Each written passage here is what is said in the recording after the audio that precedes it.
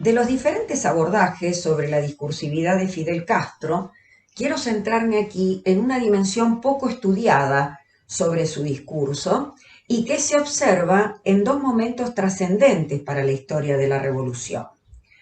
Me refiero a la activación de una memoria de tradición cristiana que abre paso a una dimensión humanista del discurso revolucionario. Considero que apelar a otras discursividades, como en este caso y en distintas coyunturas, suministra al enunciador la posibilidad de desplazar la representación política marcada del discurso revolucionario hacia una dimensión ética y moral.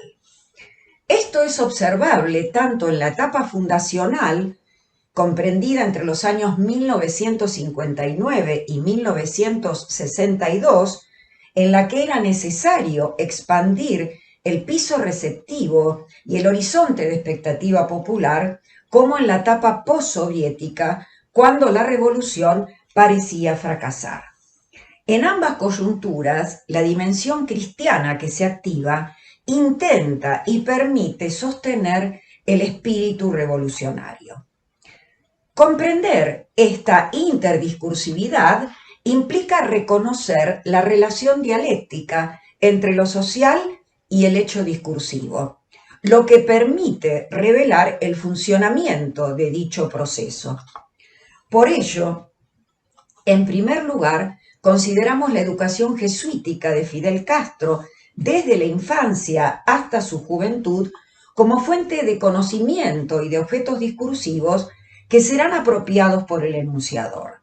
En segundo lugar, el advenimiento de la teología de la liberación se constituye en un contexto contemporáneo de gran densidad para el discurso revolucionario. Y como veremos más adelante, el discurso de Fidel Castro anticipa la teología de la liberación. La adaptabilidad a estos dos universos conlleva una negociación de significados a nivel discursivo que se evidencia en momentos decisivos para la revolución. Negociación que cruza lo profano del discurso revolucionario con lo humanista del discurso cristiano. La pregunta que nos hacemos es: ¿cómo pudo Fidel Castro, como líder de una revolución que en 1961 se declaraba marxista-leninista, resolver la tensión que desde este planteo se genera entre fe y política?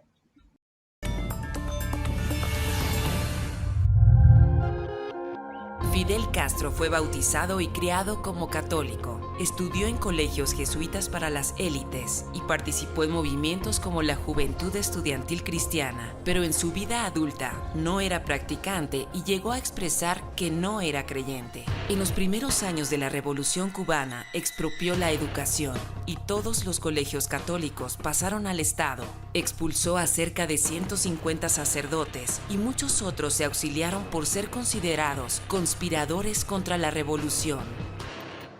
Los evangélicos y protestantes tuvieron un trato de mayor consideración, incluso se toleraron parlamentarios protestantes.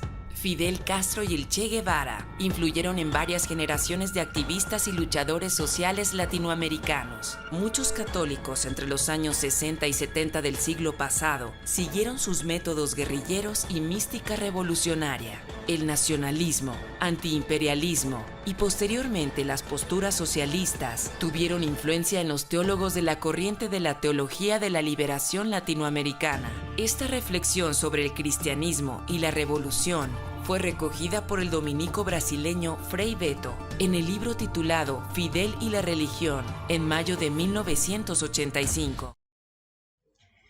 Este planteo entre fe y política se hace más explícito como consecuencia de la visita del Papa Juan Pablo II a Cuba en enero de 1998.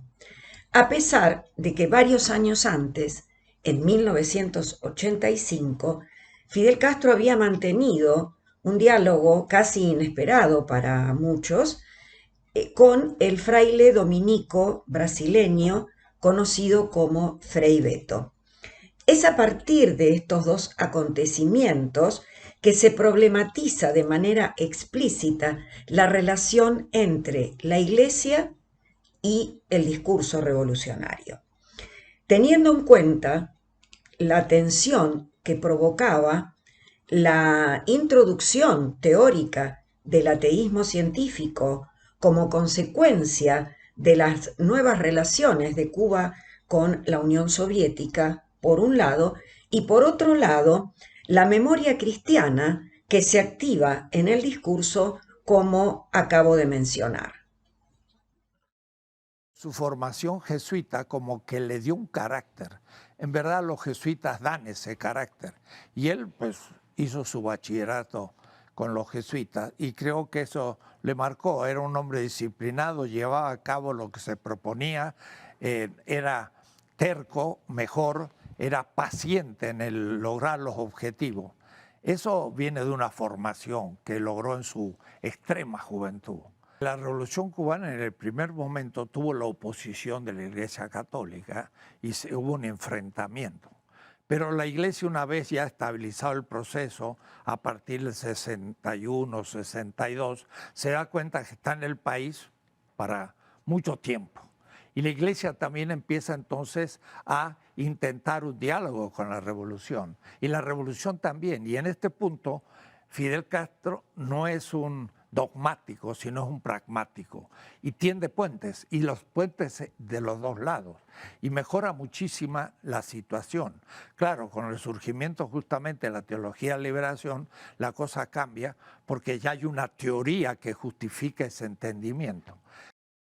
Los rasgos que aparecen en estos dos periodos mencionados son propios del género de la predicación y exponen, a partir de las ocurrencias lingüístico-discursivas, la tensión entre fe y política. El discurso, como lugar de la pluralización de voces, pone en escena una figura transitoria del enunciador que toma el lugar del profeta, que proyecta la imagen de un guía espiritual, defensor del pueblo oprimido, interesado en los valores humanos y que puede hablar en nombre de los que no tienen voz. Anuncia la revolución, como los profetas anunciaron la llegada del Hijo de Dios, denuncia los males del mundo y le cabe la tarea más importante, que es la de adoctrinar e interpretar la realidad. Este hacer saber desde el lugar del maestro, expuesto en cada uno de sus discursos y como rasgo permanente de su discursividad, nos ha llevado a describir como principio estructurador del estilo un didactismo reflexivo caracterizado por la reformulación explicativa, por los usos argumentativos de la interrogación, por el componente descriptivo y programático, entre otros, con la finalidad de promover la reflexión y la toma de conciencia popular. La activación de estos rasgos, si bien contribuye al desplazamiento de la revolución como hecho político, contribuye también estratégicamente a reconocer que Iglesia y socialismo no son excluyentes. El discurso de Fidel Castro trasciende las definiciones políticas convencionales y va adaptándolas a nuevos contextos que exigen otros significados con matices persuasivos, con la finalidad de sostener la conciencia revolucionaria. Este dispositivo de traslación que se observa en la etapa fundacional, como he dicho, también reaparece en la etapa postsoviética, ante una revolución que políticamente aparecía como fracasada. Se presenta una revolución victoriosa en su dimensión moral, ligada a valores cristianos universales fácilmente reconocibles, que pudieran sostener ese ímpetu necesario a pesar del desamparo que dejaba la Unión Soviética. Si bien hay muchas referencias a lo religioso desde la etapa fundacional, las conversaciones que mantuvo con Frei Betto durante mayo de 1985, que luego dieran lugar a la publicación Fidel Castro y la religión, sistematizaron la vinculación entre la fe y la política revolucionaria. Fue un signo que expresó por primera vez la adhesión hacia la Iglesia Católica de un dirigente que podríamos llamar comunista y en ejercicio del poder. Veamos cómo Frei Betto conoció a Fidel Castro. Fui invitado, junto com Lula, a participar do primeiro aniversário da Revolução Sandinista.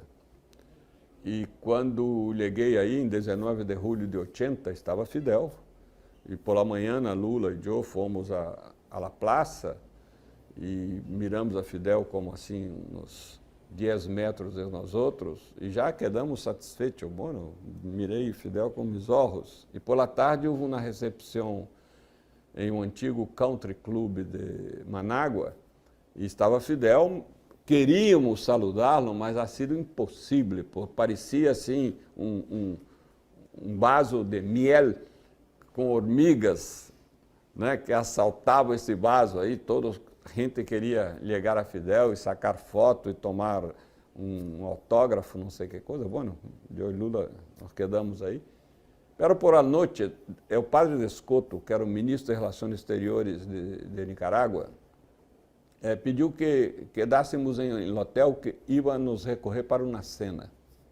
E, efetivamente, quando nos acercamos da casa, hemos percebido que Fidel ia chegar, porque havia demasiadas escoltas aí, guardas e tudo. E aí, um momento, Fidel chegou e, muito educadamente, saludou a cada persona.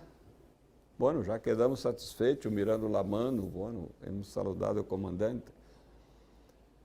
E, como Descoto havia levado a nós outros, teníamos que esperá-lo para volver ao hotel. Então, a las 12 da noite, Descoto chegou e disse: Fidel já terminou com os empresários, vocês têm interesse de falar com eles? Sim, claro. E aí entramos e nos quedamos até as 6 da manhã. Então, foi uma conversação cujos detalhes está na introdução do livro Fidel e a Religião.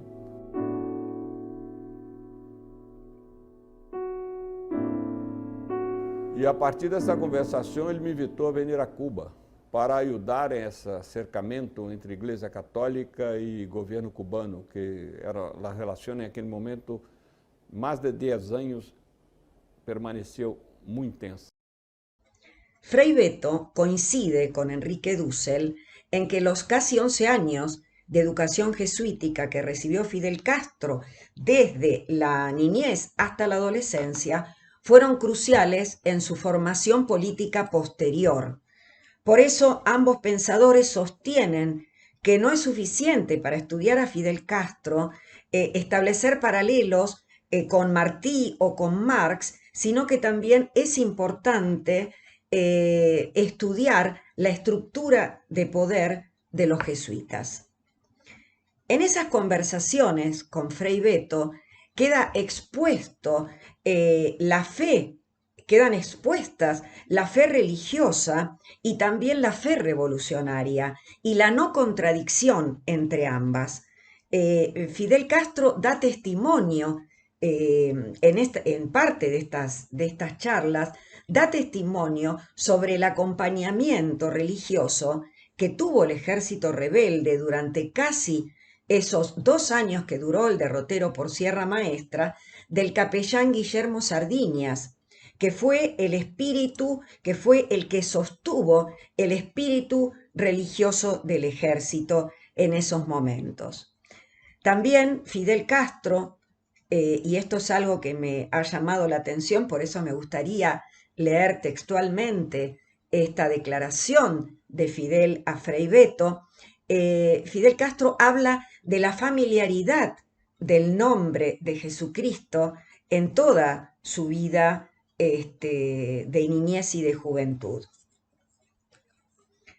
El nombre de Jesucristo fue uno de los nombres más familiares, prácticamente desde que tuve uso de razón, en la casa, en la escuela, a lo largo de mi niñez y de mi adolescencia, a lo largo de mi vida revolucionaria y aun cuando, como te conté, realmente no llegué a adquirir una fe religiosa.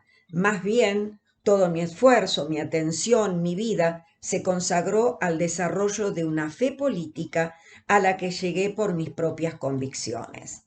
No pude realmente, por mi propia cuenta, llegar a desarrollar una concepción religiosa, pero por mi propia cuenta llegué a desarrollar una convicción política y revolucionaria y nunca percibí una contradicción en este terreno político y revolucionario entre las ideas que yo sustentaba y la idea de aquel símbolo, de aquella figura extraordinaria que tan familiar había sido para mí desde que tuve uso de razón.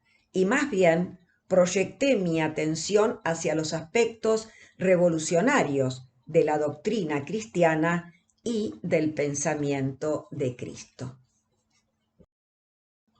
Con respecto a la teología de la liberación, y después de haber realizado un pormenorizado recorrido por la producción discursiva de Fidel Castro, podemos decir que Fidel Castro se anticipa a la teología de la liberación. En primer lugar, por una cuestión conceptual, como estamos viendo, esa memoria que se activa de una tradición cristiana y un interdiscurso religioso que permite apropiarse de ciertos objetos propios de esa discursividad, podrían ser una de las razones. Pero también hay una razón de tipo cronológico. No olvidemos que el Concilio Vaticano II se realiza entre 1962 y 1965. De manera que antes de que Cuba entrara en contacto con este movimiento, ya existía una reflexión teológica en el escenario revolucionario. Sabemos que ambos movimientos se identificaron con la lucha contra la pobreza y el subdesarrollo, con la lucha antiimperialista y anticapitalista y con la superación de las causas estructurales de la injusticia social en América Latina. De manera que podemos sintetizarlo con la idea de la opción por los pobres común a estos dos movimientos. Es así que en la última noche de entrevistas, Frei Betto le recuerda a Fidel Castro algo que él había dicho varios años atrás, que tenía que ver con la equiparación entre la traición a los pobres y la traición a Cristo. Recuperando ese discurso, que es un discurso del 10 de agosto de 1960, en la clausura en La Habana de la reunión de coordinadores de cooperativas cañeras, Fidel Castro, en un contexto de convulsión dado por un movimiento producido por las clases más acomodadas de Cuba en ese momento, que pretendían colocar a la religión en contra de la revolución, es allí, en ese discurso, que expresa esta convicción. Y junto a esa convicción de la traición a los pobres es la traición a Cristo, también va a decir que servir a la riqueza es traicionar a Cristo, que servir al imperialismo es traicionar a Cristo, y quien condene una revolución como esta traiciona a Cristo, y al mismo Cristo serían capaces de condenarlo otra vez porque Cristo predicó lo que nosotros estamos haciendo. Estas citas, de alguna manera, en síntesis, hablan de esta opción por los pobres, como también sostiene Fidel Castro cuando comenta que cuando decide emprender la marcha revolucionaria, elige a los más humildes. Vamos a ver cómo en 1961, durante el episodio de Playa Girón, la revolución va a sufrir un proceso de aforización, tomando como base la definición clásica de Lincoln: la democracia es el gobierno del pueblo, para el pueblo y por el pueblo. Y en ese proceso de aforización, la revolución va a ser ahora la revolución socialista y democrática, dirá, de los humildes, para los humildes y por los humildes.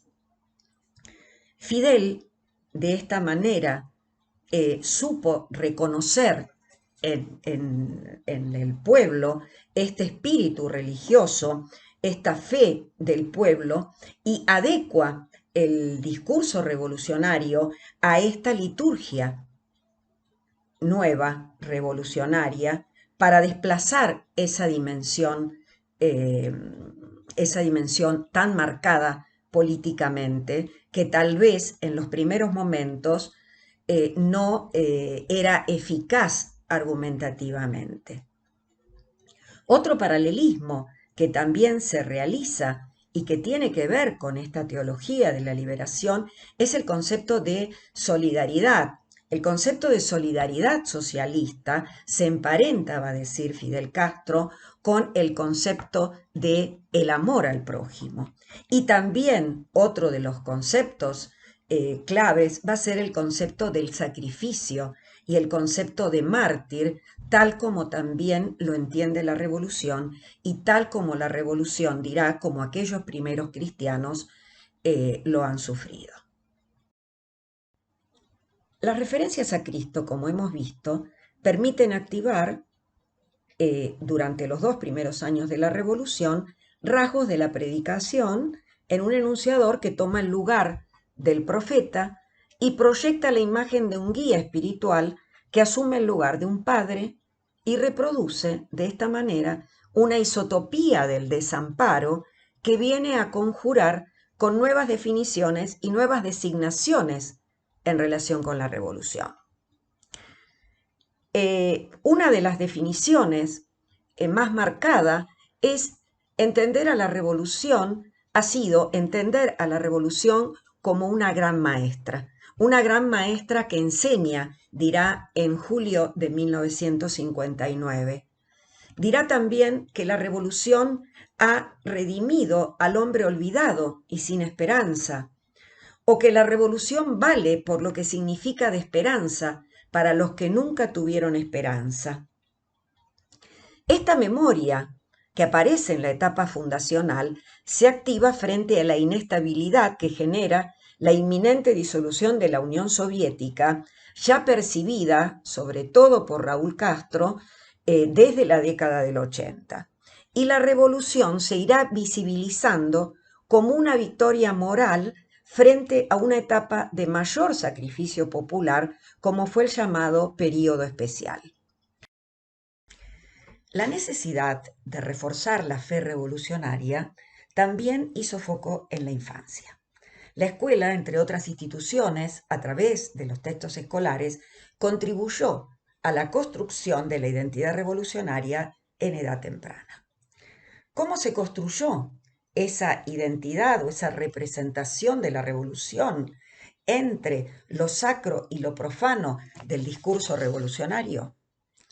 Para ello, traté de indagar el único libro de lectura escolar que pude relevar, La fortaleza conquistada, publicado en 1987, que reproduce el discurso de Fidel Castro ante la inauguración de la primera fortaleza militar convertida en escuela, tal como había prometido en el programa del Moncada en el año 1953.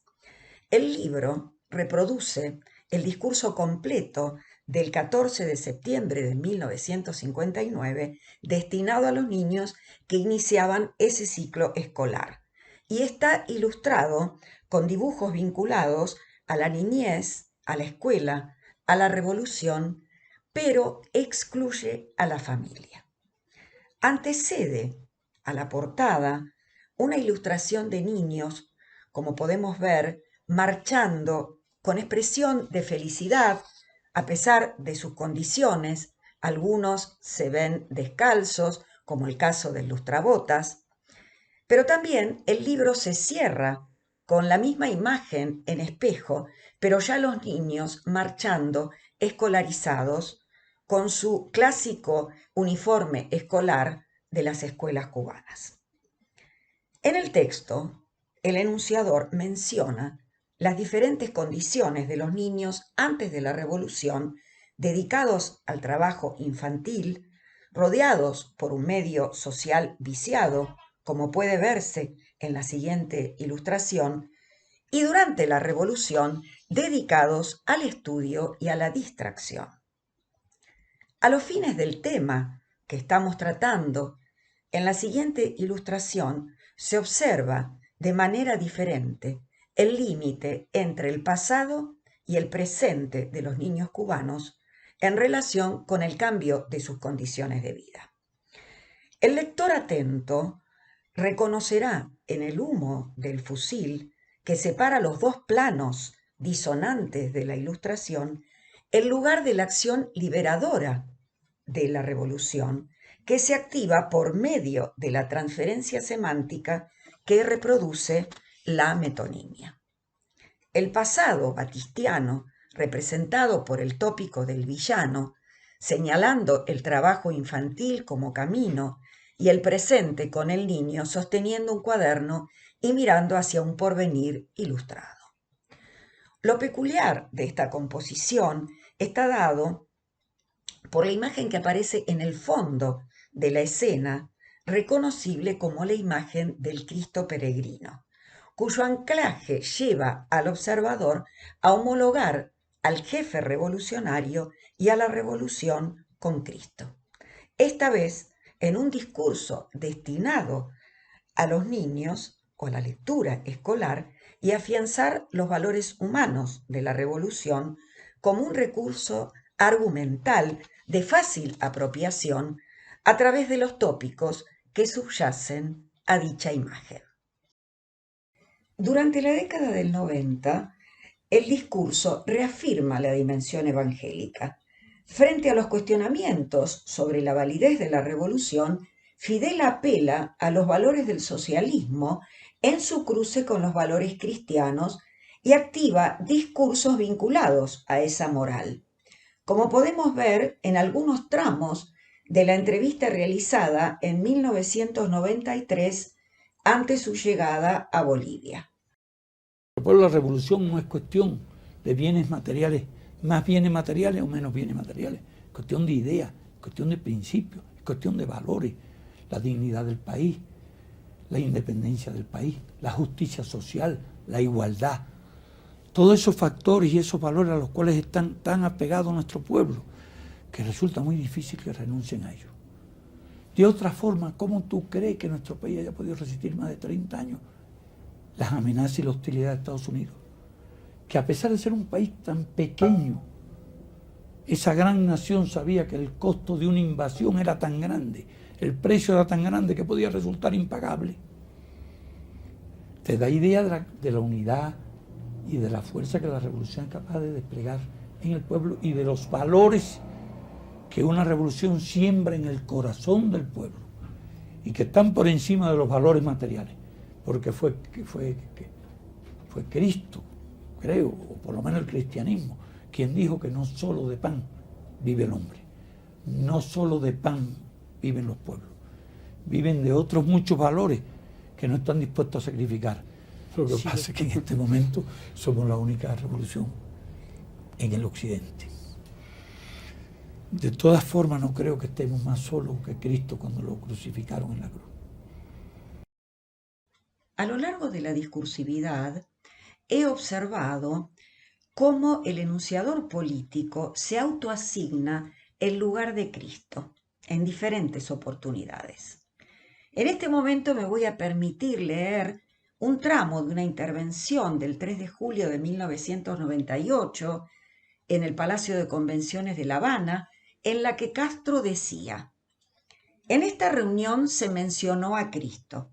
Yo dije que buscó a 12 pescadores que no sabían leer ni escribir y les inculcó sus ideas para que las divulgaran por el mundo.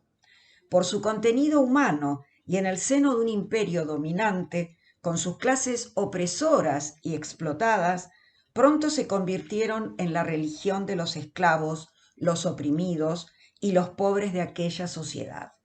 Si esta no es la revolución de Castro, es la revolución de un pueblo. En 1998, otro acontecimiento hizo foco en la Revolución cubana por la relación entre Fidel Castro y la Iglesia. Me refiero a la llegada de Juan Pablo II en enero de ese año a Cuba, situación que fue relevada por todos los medios internacionales en directo.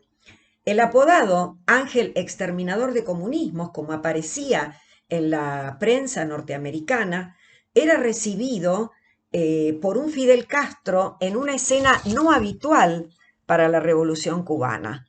Dos hombres con poder, con ideas al parecer irreconciliables, pero que tal vez servían para reinventar la revolución si se mostraba una alianza en lugar de dos adversarios.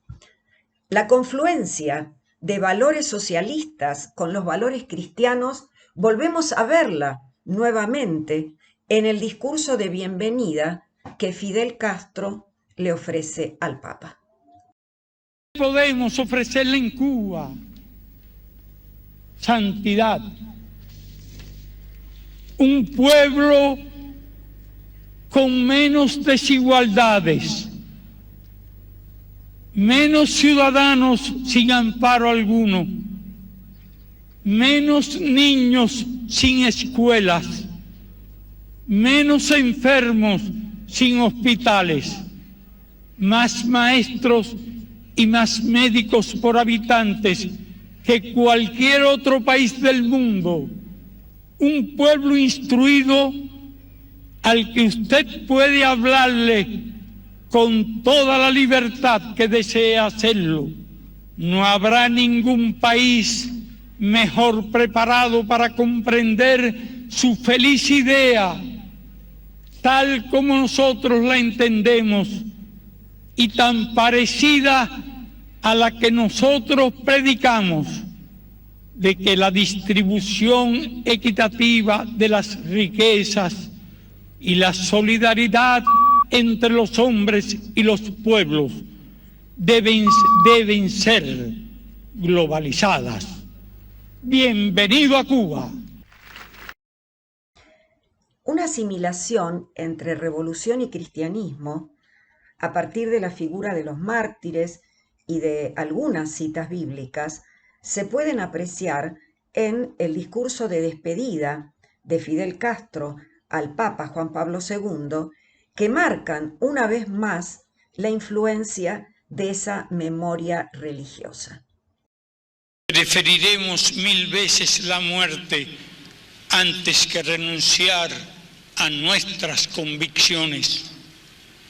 Igual que la Iglesia, la revolución tiene también muchos mártires. Cuba, santidad, se enfrenta hoy a la más poderosa potencia de la historia como un nuevo David, 1000 veces más pequeño, que con la misma onda de los tiempos bíblicos lucha para sobrevivir contra un gigantesco Goliat de la era nuclear. Santidad.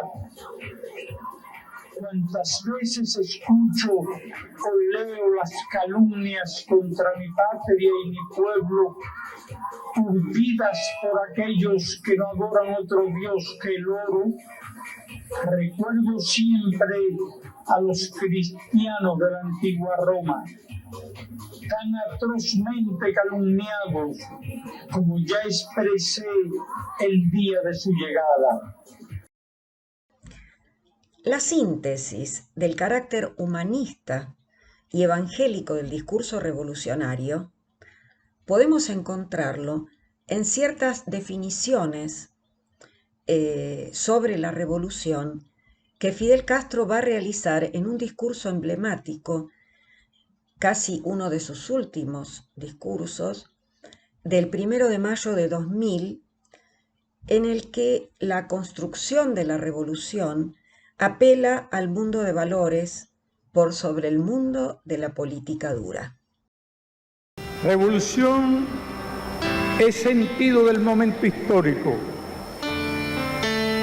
Es cambiar todo lo que debe ser cambiado. Es igualdad y libertad plenas. Es ser tratado y tratar a los demás como seres humanos. Es emanciparnos por nosotros mismos y con nuestros propios esfuerzos. Es desafiar poderosas fuerzas dominantes dentro y fuera del ámbito social y nacional. Es defender valores en los que se cree, al precio de cualquier sacrificio. Es modestia, desinterés, altruismo, solidaridad y heroísmo. Es no mentir jamás ni violar principios éticos. Es convicción profunda de que no existe fuerza en el mundo capaz de aplastar la fuerza de la verdad y las ideas. Revolución es unidad, es independencia, es luchar por nuestro sueño de justicia para Cuba y para el mundo. Es la base de nuestro patriotismo, nuestro socialismo y nuestro internacionalismo.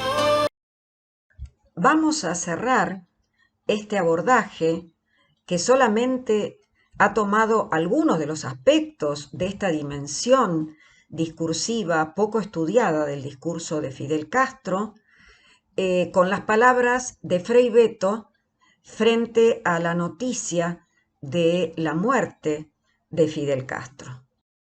Fidel ha realizado em sua vida os preceitos evangélicos.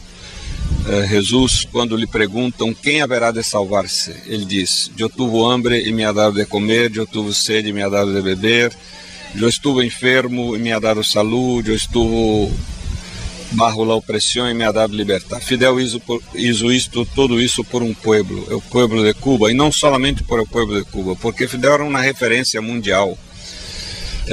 Com Fidel muere o último grande líder político do século XX.